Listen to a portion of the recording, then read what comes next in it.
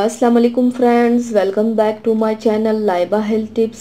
Friends, आज मैं आप लोगों के साथ चेहरे की झुर्रियाँ ख़त्म करने के लिए एक बहुत ही ज़बरदस्त मास्क शेयर करने जा रही हूँ।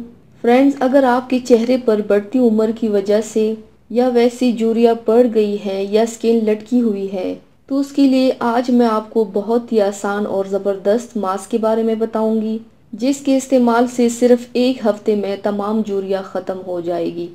तो चलिए शुरू करते हैं, पर इसके पहले प्लीज़ मेरे चैनल को सब्सक्राइब कर लीजिए और बेल आइकन को दबाइए एवरी लेटेस्ट ब्यूटी अपडेट को सबसे पहले पाने के लिए।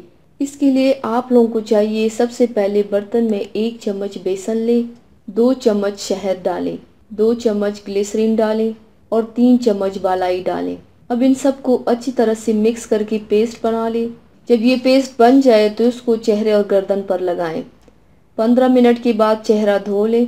आप इसे रोज़ाना भी इस्तेमाल कर सकते हैं, साथ ही आपकी रंगत में भी निखार आएगी इंशाल्लाह। तो व्यूवर्स, थैंक्स फॉर वॉचिंग। मेरी वीडियो को लाइक और शेयर ज़रूर कीजिएगा। मिलते हैं एक और नई वीडियो में, तब तक के लिए अल्लाह हाफिज़।